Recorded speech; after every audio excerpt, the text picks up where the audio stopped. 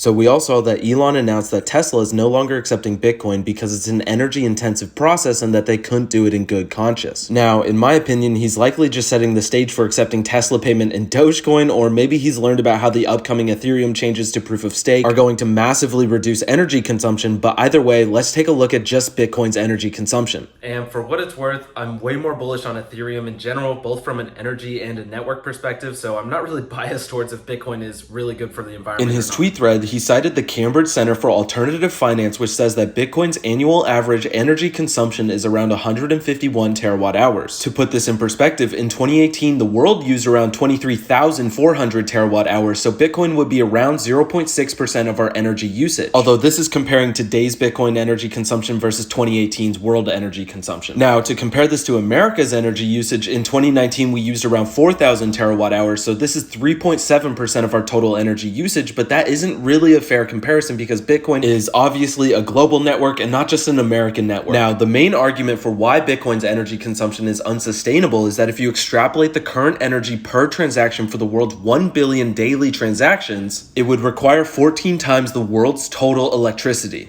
But, of course, this is a pretty silly argument, and here's why. Bitcoin uses energy in two ways. The first is mining, and the second is to confirm transactions. So for mining, it costs less energy to mine when the price of Bitcoin is low. Currently, around 88% of all Bitcoins have been mined, so as long as the price doesn't double every 4 years between halvings until 2140, the energy used for mining Bitcoin will decline. So then, the main argument becomes transactions and security, which is how we supposedly end up using 14 times the world's electricity. But this is a flawed argument because they assume that each transaction will be processed on the main Bitcoin network. And this is flawed because due to the Lightning Network and other layers below the main Bitcoin layer, the energy per transaction doesn't scale linearly. And this is because third-party chains such as Lightning can process thousands or even millions of transactions, then sync up with the main Bitcoin chain in a single transaction. Anyways, as for if these transactions are renewable energy or dirty energy, it's pretty tough to know the exact composition. I found a lot of estimates around 70%. For example, ARK Invest says 76%, and CoinShares found that 73% was carbon neutral. And the lowest estimate I can find was 39%. Now, the main reason is because energy is difficult to transport, so just because Bitcoin mining is using energy in one location doesn't mean that energy could be used better elsewhere. For example, some of the main Bitcoin mining locations are in China, and they use hydroelectric power because in Sichuan, they built the hydroelectric power capacity to support 2 times what their current power grid can support. So if that energy wasn't being used for Bitcoin, it would just be wasted. As well, there are a lot of Bitcoin mining startups using natural gas to power their rigs, such as Layer 1, which is actually better for the environment because otherwise this natural gas wouldn't be profitable enough to be contained and sold. So it was just being flared without using their energy for any productive means.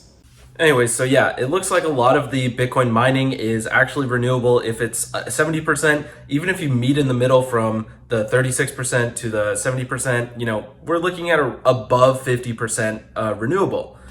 So honestly, that's why I don't really think that this is the true reason that Elon's stopping accepting Bitcoin for Teslas. I honestly think he's either talking with Doge developers, as he tweeted, or maybe he's just really pumped on Ethereum because proof of stake will decrease the energy requirements.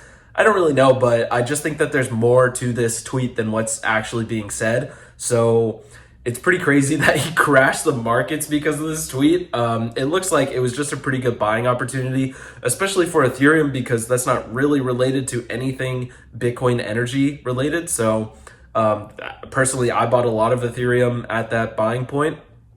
But yeah, I just think there's a lot going on here. I'm not terribly concerned about Bitcoin as an energy source. It's only because it's easy to quantify the amount of energy that Bitcoin's actually using is that it's like easy to scapegoat it as like, oh, we're using too much energy. But honestly, like we use a ton of energy from like washing machines and stuff. It's just harder to quantify that energy, right?